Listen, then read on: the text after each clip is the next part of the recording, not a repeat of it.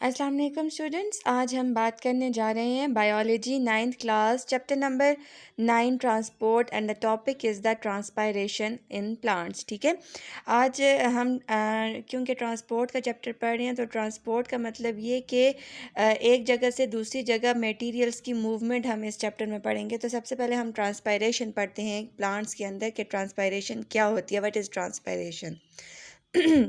इसमें सबसे पहले हम डेफिनेशन के बारे में पढ़ेंगे। हमें पता होना चाहिए कि ट्रांसपायरेशन क्या है। इसके अलावा इसकी टाइप्स के बारे में पढ़ेंगे और एडवांटेजेस ऑफ ट्रांसपायरेशन के बारे में पढ़ेंगे। ठीक है ना।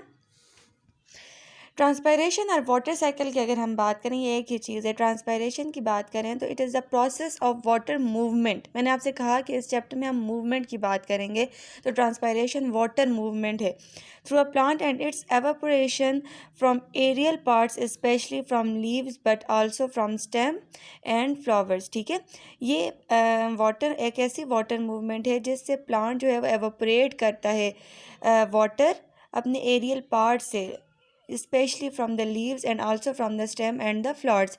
यानी ट्रांसपायरेशन एक ऐसा प्रोसेस है जिसमें प्लांट जो है वो प्लांट के अंदर अगर वाटर की सफिशेंसी हो जाए, मींस प्लांट अगर टर्जिड हो जाए, turgid means amount of solvent जो है या अमाउंट ऑफ वाटर जो है वो प्लांट की बॉडी के अंदर अगर ज़्यादा हो जाए तो प्लांट अपना एक्स्ट्रा वाटर रिमूव करता है अपने एरियल पार्ट से, फ्रॉम लीव से भी कर सकता है और स्टेम और फ्लावर से भी करता है। मोस्टली जो है वो लीव्स के ज़रिए प्लांट जो है वो ट्रांसपायर करता है या वाटर जो है वो एवापोरेट करता है एयर में या एटमॉस्फेयर में, तो उस प्रोसेस को ट्रांसपायरेशन कहते हैं।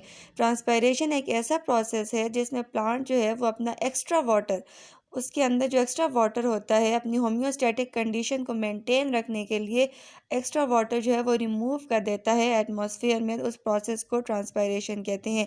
और ये जो एक्स्ट्रा वाटर है ये एवापोरेट करता है एरियल पार्ट से, लीव्स के एरियल पार्ट से, या बाजू का स्टेम या फ्लावर के ज़रिए भी करता है ट्रांसपायरेशन। हम ट्रांसपायरेशन, टाइप्स ऑफ ट्रांसपायरेशन की अगर हम बात करें तो हमारे पास ट्रांसपायरेशन की 3 मेन टाइप्स आती हैं। ठीक है, number 1 is the cuticular transpiration, number 2 is the lenticular transpiration and number 3 is the stomatal transpiration.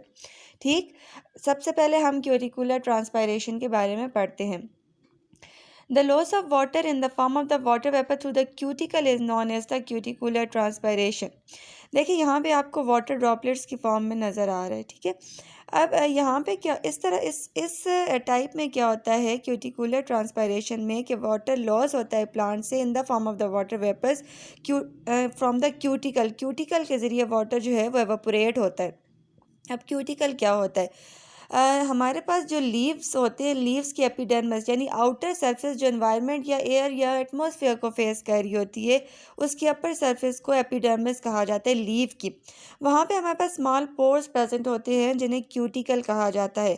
उन क्यूटिकल के ज़रिए जिस वक्त ट्रांसपायरेशन होती है या वाटर वेपर्स एवोपरेट होते हैं एटमॉस्फेयर में, तो उस प्रोसेस को क्यूटिकुलर ट्रांसपायरेशन कहा जाता है। ठीक है, जिस तरह से यहाँ पे डायग्राम में शो भी हुआ है। ठीक है, लेंटिसेलुलर ट्रांसपायरेशन की अगर हम बात करें तो loss of water in the form of water vapors taking place to the lenticels present in the woody stems and fruits is known as lenticellular transpiration। अब वो ट्रांसपायरेशन जो लेंटिसेल्स के ज़रिए होती है वो ट्रांसपायरेशन लेंटिसेलुलर ट्रांसपायरेशन कहलाती है। यानी अब अगर हम इसमें बात करें तो लेंटिसेल्स हमारे पास वुडी प्लांट जो बहुत पुराने पुराने दरख्त होते हैं उनकी स्टेम में लेंटिसेल्स प्रेजेंट होते हैं। ठीक है, अब उनकी वुडी प्लांट्स की जो स्टेम होती है उनमें जो लेंटिसेल्स प्रेजेंट होते हैं उनके ज़रिए जो ट्रांसपायरेशन होती है उस प्रोसेस को लेंटिसेलुलर ट्रांसपायरेशन कहा जाता है। ठीक है, ये आप डायग्राम में आपको शो हो भी रहा होगा। It amounts 1 to 5% of the total water loss by the plant. यानी 1 से 5% जो टोटल वाटर है वो लॉस होता है प्लांट का इसके ज़रिए, लेंटिसेलुलर ट्रांसपायरेशन के ज़रिए। ठीक है ना, तो हमने पहले स्टोमेटल ट्रांसपायरेशन की बात की, फिर हमने लेंटिसेलुलर ट्रांसपायरेशन की बात की।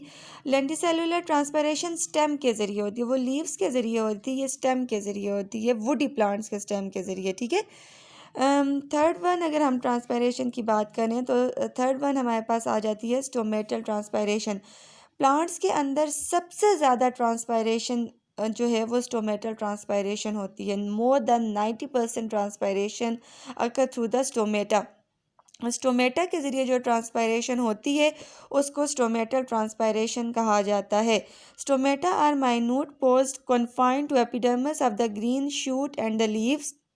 Opening and closing of the stomata are controlled by the guard cells. अब देखें स्टोमेटा जो है वो बहुत ज़्यादा माइन्यूट पोर्स होते हैं, बहुत छोटे छोटे पोर्स होते हैं स्टोमेटा, ठीक है। अब इनके ज़रिए जो ट्रांसपायरेशन का प्रोसेस होता है उसे हम स्टोमेटल ट्रांसपायरेशन कहते हैं।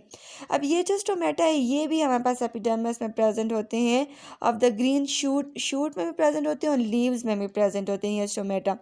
इनकी ओपनिंग एंड क्लोजिंग यानी ये हर टाइम पे ओपन नहीं रहते। ट्रांसपायरेशन याद रखिएगा सिर्फ दिन के वक्त होती है, रात के वक्त ट्रांसपायरेशन नहीं होती, ठीक है। रात के वक्त जो आपको सुबह, जब आप सुबह सोकर उठते हैं ना तो अक्सर आपको शबनम के जो कतरे फील होते हैं वो ट्रांसपायरेशन नहीं होती, वो ग्यूटेशन का प्रोसेस होता है। ग्यूटेशन रात के वक्त होती है, ठीक है।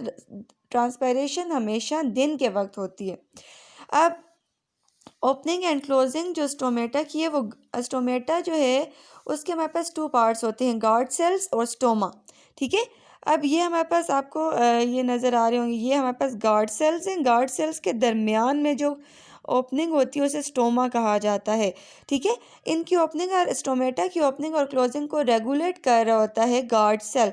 Maximum loss 80 to 90% of the total water loss of the water from the plant tissue take place to the stomata opening. यानी जिस वक्त स्टोमेटा ओपन होता है उस टाइम पे ज़्यादा पानी जो है वो एवापोरेट हो जाता है, एक्स्ट्रा वाटर जो है वो एवापोरेट हो जाता है प्लांट की बॉडी के अंदर। अब देखिए प्लांट जो है वो रूट्स के ज़रिए वाटर को एब्जॉर्ब करता है।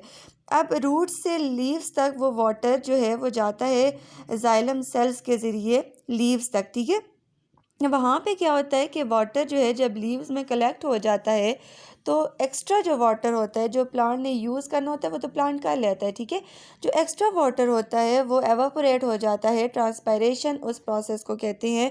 और सबसे ज़्यादा ट्रांसपायरेशन जो होती है वो स्टोमेटल ट्रांसपायरेशन, जो स्टोमेटा के ज़रिए जो ट्रांसपायरेशन होती है वो सबसे ज़्यादा होती है, 80 से 90% होती है, ठीक है। फिर हम फैक्टर्स पढ़ते हैं कि वो कौन कौन से फैक्टर्स हैं जो ट्रांसपायरेशन के रेट को अफेक्ट करते हैं। नंबर ऑफ़ द लीव्स यानी लीव्स का नंबर, लीव जितने लीव्स होते हैं उतने ही ज़्यादा उन पे स्टोमेटा प्रेजेंट होते हैं, और जितने ज़्यादा स्टोमेटा या क्यूटिकल होते हैं तो उतनी ही ज़्यादा ट्रांसपायरेशन होती है, ठीक है।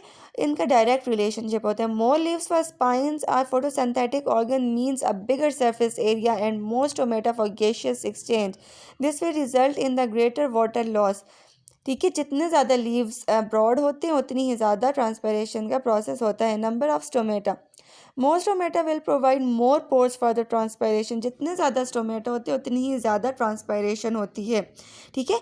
फिर साइज ऑफ लीव्स की अगर हम बात करें, leave will bigger surface area will transpire faster than the leave with a smaller surface area.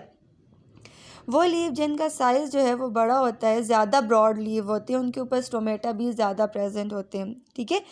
तो उनके ऊपर स्टोमेटा ज़्यादा प्रेजेंट होते हैं तो ट्रांसपायरेशन भी उनकी ज़्यादा होती है। जैसे कि हाइड्रोफाइट्स, वो वाले प्लांट्स जो पानी के अंदर होते हैं ना, उनके लीव्स बहुत, वाटर लिलीज़ वगैरह जो है उनके लीव्स बहुत ज़्यादा ब्रॉड होते हैं, उन पर नंबर ऑफ़ द स्टोमेटा बहुत ज़्यादा होता है और वो बहुत ज़्यादा ट्रांसपायरेशन होती है, तभी वो प्लांट जो है वो सर्वाइव कर सकता है वाटर के अंदर, ठीक है ना। अच्छा, presence of plant cuticle. A waxy cuticle is relatively impermeable to water and water vapor reduces evaporation from plant surface except via the stomata।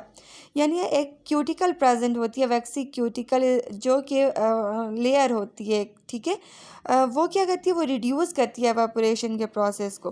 तो जो प्लांट की जो क्यूटिकल जो होती है वो वैक्सी सी लेयर होती है, वो ट्रांसपायरेशन के प्रोसेस को रिड्यूस करती है, ठीक है ना।